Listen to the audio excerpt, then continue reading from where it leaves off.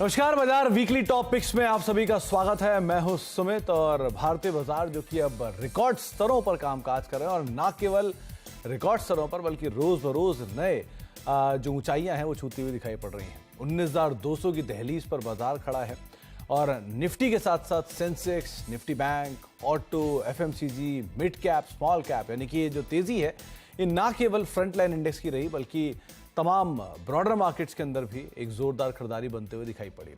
तो इस तरह की तेजी के साथ अब मार्केट में स्थिति बनती है दो तरह की, यानी कि क्या यहां से भी बाजार की तेजी और प्रिवेल करेगी और ज्यादा बढ़िया एवेन्यूज अभी भी यहां से खुलेंगे, या फिर थोड़ा सा कॉशियस स्टांस रखने की जरूरत है।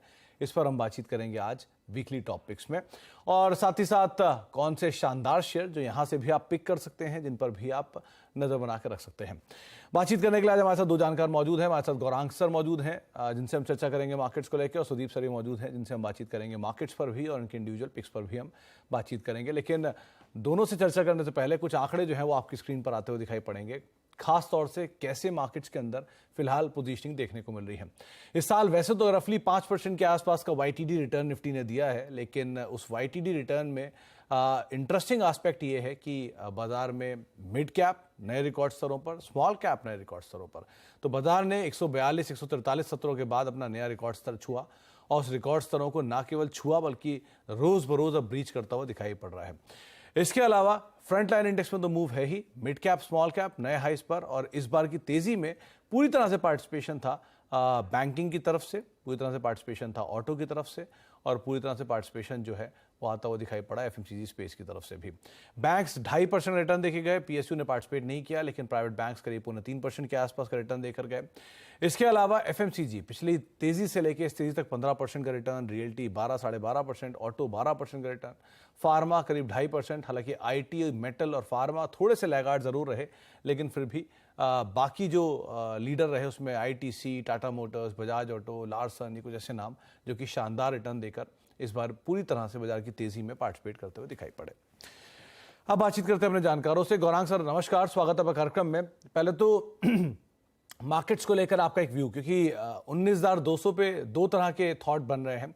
एक, क्या ये बबल ना बस्ट हो जाए, ऐसी सिचुएशन कहीं बनते हुए दिखाई पड़ रही है, कहीं फंसने वाली प्रोबेबिलिटी तो नहीं है, या दूसरा कि अभी तेजी शुरू हुई है, मिड कैप स्मॉल कैप अभी भी हायर लेवल से जो स्टॉक्स हैं स्पेसिफिक है वो काफ़ी पीछे हैं, तो शायद वो भी पार्टिसिपेट करें।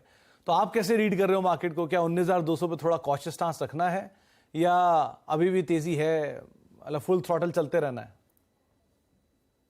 पहले तो इस शो पर आमंत्रित करने के लिए आपका बहुत बहुत धन्यवाद सुमित, और आप सभी को शुभ संध्या हमारे तरफ से। तो शुरुआत करता हूं गालिब साहब की दो पंक्तियों से, अगर आप अनुमति दे तो। गालिब साहब ने बहुत खूब कहा है सुमित, ये में इशारा है मंदोड़ियों के तरफ। महफिल में चल रही थी हमारे कत्ल की तैयारी, महफिल में चल रही थी हमारे कत्ल की तैयारी, जब हम वहां पहुंचे तो वो कहने लगे बड़ी लंबी उम्र है तुम्हारी। आज मैं इसलिए ये कह रहा हूं क्योंकि पिछले साल इसी महीने में 16,000 के नीचे के स्तर बने थे। लगभग सभी लोगों ने मरणोपरांत लेख लिख दिया था भारतीय शेयर बाजार के ऊपर, और यही चीज मेरे ख्याल से कुछ महीने पहले भी काफी लोग मंदी पे बैठ गए थे। कुछ 4 या 5 हफ्ते पहले भी कुछ लोग मंदी की बातें कर रहे थे, लेकिन आज मुकाम देखिए कहां पर खड़े हैं हम। मैं ये नहीं कहता सुमित कि यहां से एक ही दिशा में बाजार चलेगा। मेरे ख्याल से ये मेरे को बहुत चिंता करेगी और सताएगा अगर एक तरफा बाजार, किसी भी देश का अगर एक तरफा बाजार होता है तो मेरे ख्याल से बहुत ही सक्षम चीज नहीं होती है। बाजार में उतार चढ़ाव आते हैं, और अक्सर आपके चैनल के माध्यम के द्वारा आपके सहयोगी के साथ बैठ करके हम निवेशकों को और आपके दर्शकों को यही राय देते हैं कि बाजार में गिरते हुए बाजार में निवेश करना चाहिए। तब करना चाहिए जब आपको जो अनुमान होता है कि आपको इस भाव में खरीदना, उससे डिस्काउंट में आपको शेयर मिलता है, तब जा करके आपको शेयर खरीदना चाहिए। तो मैं ये नहीं कहता कि यहां से करेक्शन नहीं आएगा, बाजार की सेहत के लिए लाजमी है। लेकिन अगर आप मौका चूक चुके हैं तो मेरे ख्याल से वो जो गिरावट आएगी आने वाले भविष्य में, वो एक बेहतरीन मौका होगा आपको शेयर बाजार में आकर के निवेश करने के लिए। और बहुत जल्द सुमित, मेरे ख्याल से 10-15 जुलाई के आसपास इस वित्तीय वर्ष के पहली तिमाही के आंकड़े भी आना शुरू हो जाएंगे।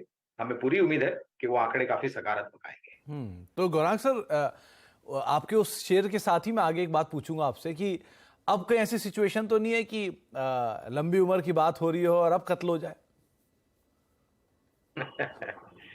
हमारा जीवन बहुत लंबा है। नहीं, शेयर आपका बाजार की मैं नहीं, बात शेयर कर रहा बाजार, हूँ। हाँ। तो थोड़ा थोड़ा थोड़ा कॉशियस होने की जरूरत तो नहीं है ना? अभी ऐसी कोई सिचुएशन तो नहीं दिख रही ना, कोई आंकड़ा ऐसा तो पैरामीटर तो नहीं दिखा रहा ना कि बबल आ गया मार्केट में? देखिए देखिए सुमित, बाजार सभी जोखिमों के अधीन है। अंतरराष्ट्रीय स्तर पे कोई जोखिम आता है या स्थानीय स्तर पर कोई जोखिम आता है, इससे हम वंचित कभी नहीं रहेंगे सुमित। तो वो जोखिम शेयर बाजार में पहले भी था, आज भी है, आने वाले भविष्य में भी रहेगा। जियोपॉलिटिकल सिचुएशन को लेकर के एग्रेसिव स्टांस किसी एक देश का दूसरे मुल्क के ऊपर, अनफॉर्चुनेट कोई इवेंट हो जाता है, नेचुरल कैलामिटी हो जाती है, तो ये मेरे ख्याल से बाजार को थोड़ा बहुत थमा सकता है। जिस प्रकार से हम परसों यानी कि बुधवार के दिन और आज ऊपर गए, हो सकता है अगले हफ्ते सोमवार को जब हम लौट करके आए तो थोड़ा बहुत नीचे के तरफ का दायरा देखने के लिए हमारी तैयारी होनी चाहिए, और इसमें कोई आश्चर्य नहीं होना चाहिए। लेकिन मैं ये कहता हूं कि अगर आपके पास जोखिम झेलने की क्षमता कम है, अगर आपने छोटी मध्यम अवधि के लिए पैसे लगाए, तो मेरे ख्याल से थोड़ा बहुत मुनाफा समेटने में कोई मेरे ख्याल से हिचकिचाहट नहीं होनी चाहिए। आखिरकार हम शेयर बाजार में पैसे लगाते हैं ताकि हमारे जो पैसे हमने निवेश किया उसके ऊपर कुछ रिटर्न मिले। अब जब आपके हिसाब से आपको रिटर्न मिलता है तो जाहिर है आपको थोड़ा बहुत मुनाफा समेटना चाहिए, लालच कभी नहीं रखना चाहिए शेयर बाजार। ये बात सही है कि रियलिस्टिक होकर अगर आप रहते हैं, थोड़ा रिस्क आप ले सकते हैं, और अगर चीज़ों को समझते हैं तो ये ऊपर नीचे तो बाजार के अंदर चलता ही रहेगा। अब सुदीप सर, आपका मानना क्या है? क्योंकि मार्केट्स में अच्छी तेज़ी बनी और इस तेज़ी में मेजरली लार्ज कैप ने पार्टिसिपेट किया है, मिड कैप स्मॉल कैप में नॉन मिड कैप चल रहे हैं। स्मॉल कैप कैश मार्केट में अभी भी उतना एक्शन नहीं आया, लेकिन अच्छी चीज़ ये है कि इस बार के नंबर सपोर्टिव थे Q4 के एटलीस्ट। आप कैसे रीड कर रहे हो मार्केट्स के अभी प्रेजेंट सिचुएशन को? देखिए, मार्केट में पॉजिटिविटी डेफिनेटली है। दो तीन चीज मैं खास यहाँ पे बताना चाहूंगा। पहली बात तो बहुत अच्छा लिक्विडिटी स्थिति है। ये तो जो देखिए बड़े बड़े ब्लॉक डील्स हो रहे हैं, और ये ब्लॉक डील्स होने के बावजूद काउंटर में पॉजिटिव मोमेंटम देखने को मिल रहा है। इसका मतलब यह है कि मार्केट में अब्सॉर्ब करने की कैपेसिटी आ गई है, और ये बहुत अच्छी बात है।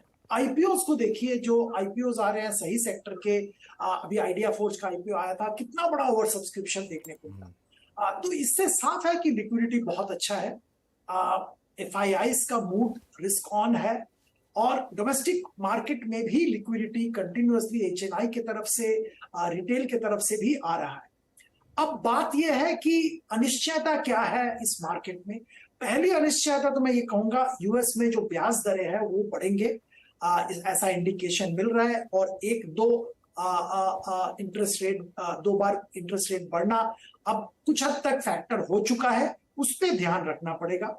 दूसरी बात है डोमेस्टिक मॉनसून का प्रोग्रेस और डिस्ट्रीब्यूशन पे ध्यान रखना पड़ेगा।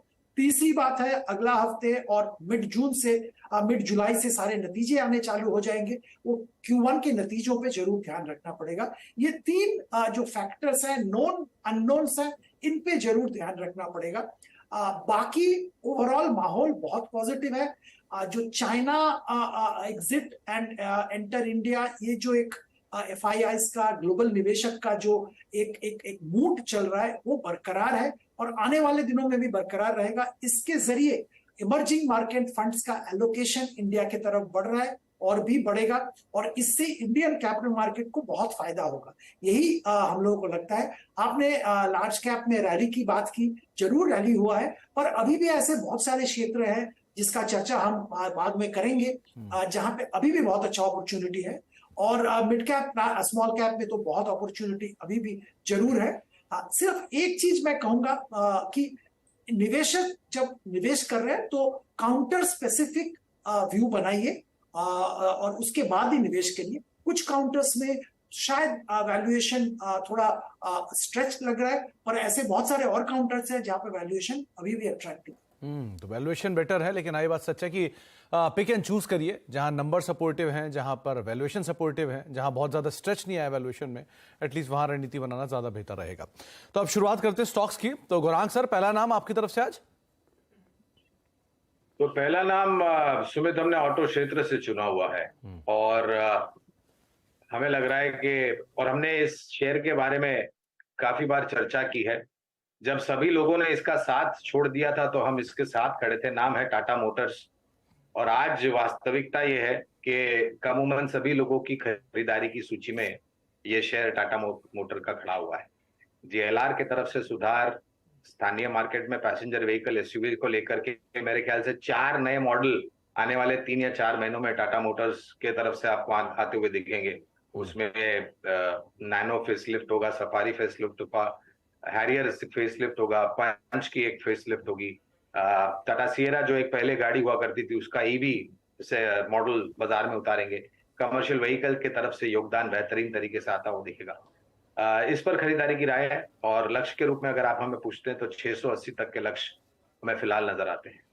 टाटा मोटर्स 680 तक के टारगेट्स यहाँ पर देखने को मिल सकते हैं। कमर्शियल व्हीकल स्पेस के दिग्गज और पैसेंजर व्हीकल स्पेस में जीएलआर जैसी कंपनी के ओनर टाटा मोटर्स, जिसके ऊपर हम नजर रखेंगे। 680 रुपए के टारगेट्स के लिए गौरांग सर यहाँ पर खरीदारी की राय दे रहे हैं। तो पहला नाम ऑटो स्पेस से सुदीप सर, आपकी तरफ से पहला नाम। हमारी तरफ से पहला नाम मार्केट के दिग्गज कंपनी रिलायंस इंडस्ट्रीज का है। देखिए, सारा मार्केट को आप एनालाइज कर लीजिए। रिलायंस में बड़ा कुछ रैली नहीं आया। लगभग उसी लेवल पे जहां पे कुछ दिन पहले था वहीं पे थोड़ा बहुत ऊपर जाता है, फिर थोड़ा करेक्शन होता है। मतलब वो 2500 के नीचे ही अभी भी 2500 के आसपास कामकाज कर रहा है। इस कंपनी की खासियत देखिए, जो ट्रेडिशनल बिजनेस था वहां पे एक लॉटरी जैसा हो गया है। ये जो यूक्रेन रशिया का वार, ऑयल प्राइसेस का एक तरह से थोड़ा बहुत बढ़ने के बाद गिरना, और जो आर्बिट्राज वाला opportunity Indian oil refining companies के सामने आया, ये सब मिला के एक बहुत अच्छा windfall Indian oil refining companies को मिल रहा है। रिलायंस भी उसका बहुत बड़ा बेनिफिशियरी है। तो यहाँ पे एक जो ट्रेडिशनल सेगमेंट है वहां पे बहुत अच्छा कामकाज चल रहा है। दूसरा देखिए, जो इमर्जिंग, जो नॉट इमर्जिंग तो क्यों कहूंगा, जो ऑलरेडी इमर्ज नए सेगमेंट्स है, जैसे जियो में जबरदस्त कस्टमर एडिशन चल रहा है, और ये 5G लॉन्च होने के साथ साथ ये बहुत फायदेमंद रिलायंस के लिए साबित होगा।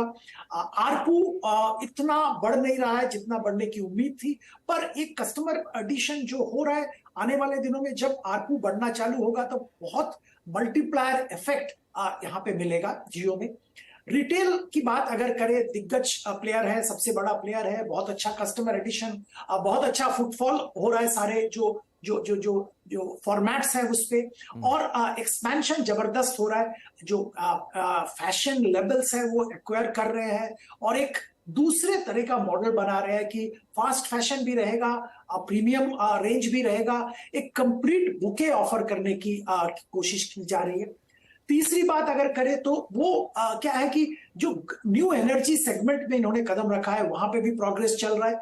और ये सारे जो नए सेगमेंट है, जियो या आप रिटेल की बात करें या न्यू एनर्जी की बात करें, यहाँ पे आने वाले दिनों में वैल्यू अनलॉकिंग की जबरदस्त संभावना रहेगी। इसके साथ साथ फाइनेंशियल सर्विसेज में भी ये आए हैं, और यहाँ पे भी एक अच्छा अपॉर्चुनिटी निवेशक के लिए होगा। तो ओवरऑल एक बहुत बड़ा स्टोरी रिलायंस में के अंदर है, जो कि अभी बाहर उभर के नहीं आ रहा है। पर हम लोग मानते हैं कि एक साल का नजरिया से यहाँ पे जरूर निवेशक खरीदारी कर सकते हैं। और इस मार्केट में अगर सेफ काउंटर्स की बात करें तो हम लोगों को तो लगता है कि रिलायंस बिल्कुल सेफ काउंटर है। 3000 रुपए का टारगेट रख के यहाँ पे इमीडिएटली खरीदारी की जा सकती है।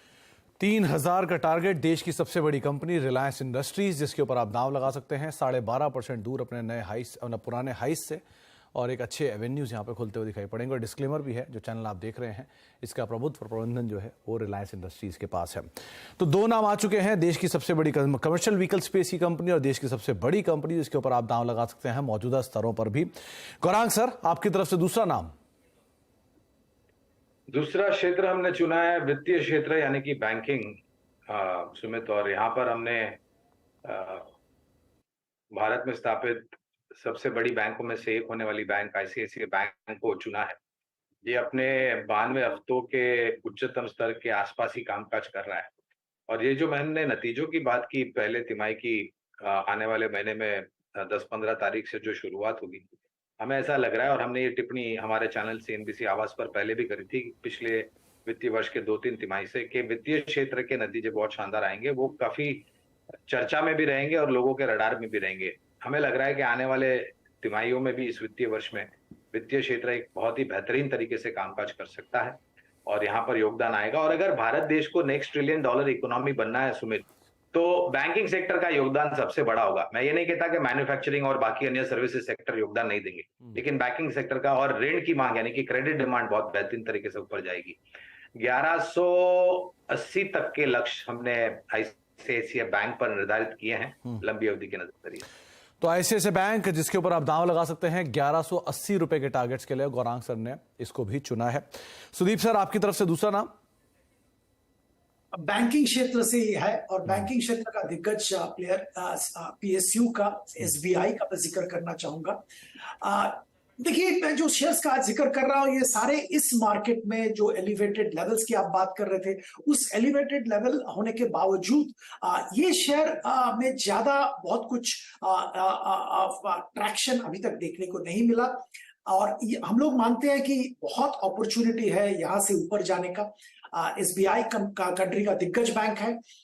एसेट ग्रोथ, जो लोन ग्रोथ अच्छा खासा हो रहा है और आने वाले दिनों में इकोनॉमी में ट्रैक्शन आने के साथ साथ हम लोग मानते हैं कि और भी अच्छा लोन ग्रोथ का अपॉर्चुनिटी मिलेगा। एसेट क्वालिटी बेहतरीन हो रहा है और आने वाले दिनों में एसेट क्वालिटी में फर्दर इंप्रूवमेंट। देखिए, ये कोई रॉकेट साइंस नहीं है। इकोनॉमी अच्छा कर रहा है, प्रदर्शन कर रहा है, सारे सेक्टर्स अच्छा परफॉर्म कर रहा है, तो एसेट क्वालिटी तो डेफिनेटली इंप्रूव करेगा और पुराने जो रिटन ऑफ एसेट्स थे वहां से भी रिकवरी आना चालू हो रहा है और होगा भी आने वाले दिनों में। ये सब बैंक का परफॉर्मेंस, बैंक का मार्जिन और बैंक का प्रॉफिटेबिलिटी को बढ़ाएगा। इसके अलावा अगर आप ध्यान दें तो इसके जो सब्सिडियरीज है वहां पे भी बहुत अच्छा कामकाज चल रहा है। आप लाइफ इंश्योरेंस की बात करें, लाइफ इंश्योरेंस सेक्टर में एक बहुत अच्छा ट्रैक्शन देखने को मिला है, मार्केट में भी बहुत अच्छा ट्रैक्शन मिला है। एसेट मैनेजमेंट, एक फाइनेंशियलाइजेशन ऑफ सेविंग हो रहा है और सेबी का जो टीईआर रिलेटेड जो रिलैक्सेशन की उम्मीद की जा रही है उसका बेनिफिट एसबीआई एसेट मैनेजमेंट को भी मिलेगा। जनरल इंश्योरेंस, एसबीआई कार्ड्स, ये सारे जो सब्सिडियरीज है वहां पे अच्छा खासा वैल्यू अनलॉकिंग का अपॉर्चुनिटी आने वाले दिनों में एसबीआई को मिलेगा, जिसके चलते शेयर होल्डर्स को बेनिफिट मिलेगा। फर्दर कैपिटल रेज करने की रिक्वायरमेंट इतना नहीं आएगा और अर्निंग्स पर शेयर प्रोटेक्टेड होगा। ये सब नजर में रखते हुए यहाँ पे 650 का टारगेट रख के खरीदारी की सलाह दें। पुराना हाई 630 और 650 रुपए के टारगेट्स के लिए आप स्टेट बैंक ऑफ इंडिया को बेट कर सकते हैं। एक अच्छे विकल्प के तौर पे आप देख सकते हैं। वैसे भी ये बहुत ज़्यादा चला भी नहीं है इस पूरी तेजी में, जो अभी सुदीप सर कह भी रहे थे। एक ब्रेक का वक्त हो गया, ब्रेक के बाद लौटेंगे और बाकी हैं दो पिक्स, एक पिक्स दोनों की जानकारों की तरफ से, उस पर बातचीत करते हैं छोटे छोटे। इस ऑल टाइम हाई पर कहाँ बेट किया जा सकता है, कौन कौन से थोड़े सेफ ऑप्शन सो फार दिखाई पड़ रहे हैं और क्या हो आपकी रणनीति। गौरांग सर हमारे साथ मौजूद हैं, सुदीप सर हमारे साथ मौजूद हैं, जिनसे हम बातचीत कर रहे हैं। गौरांग सर, आपकी तरफ से तीसरा नाम? तो तीसरा नाम होगा एफएमसीजी क्षेत्र में से, ये भी एक टाटा समूह की कंपनी है, टाटा कंज्यूमर प्रोडक्ट्स लिमिटेड। बहुत ही बेहतरीन मौजूदगी और पावर ब्रांड्स के साथ अपने कारोबार को आगे लेके जा रही है ये कंपनी। फिर वो टाटा संपन्न हो, स्टारबक्स हो, टाटा टेटली या फिर बाकी अन्य जो पावर ब्रांड्स हैं। और हाल ही में इन्होंने कुछ नए प्रोडक्ट्स बाजार में उतारे हैं, उसको लेकर भी उपभोक्ताओं ने दोनों हाथों से इनके नए प्रोडक्ट्स और ब्रांड्स का स्वागत किया है। मुश्किल समय में भी सुमित इस कंपनी में एक बेहतरीन आंकड़ों को लेकर के अपना प्रदर्शन जाहिर किया था और हमारा अनुमान ये कहता है कि मेट्रो सिटीज में तो ठीक है, मगर टायर 2, टायर 3, टायर 4 सिटीज और खास करके जो ग्रामीण और मध्यम ग्रामीण इलाके हैं, और जिस तरीके से मेघराज का आगमन हुआ है, अनुमान था कमी होगी, लेकिन जून का माफ कीजिएगा, जो अनुमान था बारिश का, वो मेरे ख्याल से पिछले 6-7 दिनों में ही भरपाई हो गई है। और अगर इसी तरीके से बिछाव रहा और मेघराज का आशीर्वाद रहा तो मेरे ख्याल से जो कृषि उत्पादन पैदा होगा और डायरेक्ट कैश ट्रांसफर बेनिफिट द्वारा ग्रामीण और मध्यम ग्रामीण भागों में जो आवक होगी, इनकम होगी, उसको लेकर के मेरे ख्याल से खर्च करने की ताकत ऊपर जाएगी जी। इसके कारण हमें लग रहा है कि एफएमसीजी क्षेत्र ओवरऑल हमें अच्छा लगता है, लेकिन अगर कोई एक विकल्प ढूंढना हो तो हमें लग रहा है टाटा कंज्यूमर प्रोडक्ट्स एक बेहतर विकल्प है। लक्ष्य के रूप में 1150 का लक्ष्य हमने निर्धारित किया है यहाँ पर। तो 1150 के टारगेट्स के लिए आप टाटा समूह की इस कंपनी टाटा कंज्यूमर के ऊपर बेट कर सकते हैं। सुदीप सर, आपकी तरफ से तीसरा नाम? तीसरा शेयर जिसका मैं जिक्र करूंगा अपने क्षेत्र का दिग्गज है और यहाँ पे बहुत अच्छा टेलविंड है, कैपिटल गुड्स इंफ्रास्ट्रक्चर कंस्ट्रक्शन। इस सेक्टर का पहला नाम जो सबके सामने आता है वो लार्सन एंड टुब्रो। अगर आप देखेंगे यहाँ पे भी ऐसा कुछ शेयर चला नहीं, जरूर पड़ा है, पर अगर कंपेयर करेंगे एबीबी सीमेंट्स वगैरह के साथ कैप गुड सेक्टर के बाकी जो कंपनीज है उसके कंपैरिजन में इतना ऊपर नहीं गया है। और जो आज के दिन में हम लोग देख रहे हैं, जो परफॉर्मेंस, जो ऑर्डर बुक और जो एग्जीक्यूशन एक्चुअल हो रहा है, उससे भी बहुत गुना ये सब बढ़ेगा, क्योंकि सरकार की तरफ से बहुत बड़ा कैपिटल एक्सपेंडिचर का ऐलान बजट में किया गया है और इसका बहुत बड़ा बेनिफिट लार्सन टुब्रो जैसे इंडस्ट्री लीडर को मिलेगा। इसके अलावा मैं और एक चीज कहना चाहूंगा कि ओवरऑल ग्लोबल में जो ऑयल सिक्योरिटी की बात हो रही है, सब कंट्री अपना अपना ऑयल सिक्योरिटी की बात कर रहा है, उसका फायदा भी लार्सन को मिल रहा है, क्योंकि वेस्ट एशिया में बहुत अच्छा कामकाज करते हैं, oil related, oil industry related कामकाज करते हैं, वहां पे भी तगड़ा ऑर्डर मिल रहा है। तो अगर आप देखेंगे चारों तरफ से जो टेलविंड है कंपनी के साथ बहुत अच्छा है और हम लोग मानते हैं कि 2750 का टारगेट लेके यहाँ पे करंट लेवल पे खरीदारी की जा सकती है। 2750 का टारगेट और आप नए हाईज की तरफ एल&टी कामकाज करता हुआ देखेंगे आने वाले समय में, ये सुदीप सर आपको राय दे रहे हैं। तो एक बढ़िया तेजी ऑलरेडी इन स्टॉक्स ने दिखाई है और अभी भी बहुत अच्छे एवेन्यूज इनमें खुल सकते हैं जिनको आप तलाश भी सकते हैं। बहुत बहुत शुक्रिया सुदीप सर आपका हमारे साथ मौजूद रहने के लिए, और गौरांग सर आपका भी हमारे साथ मौजूद रहने के लिए और बातचीत करने के लिए। तो सभी दिग्गज और बाजार की इस तेजी में कहाँ बेट करें, कैसी अपनी रणनीति रखें, इस पर हमने खास चर्चा की है।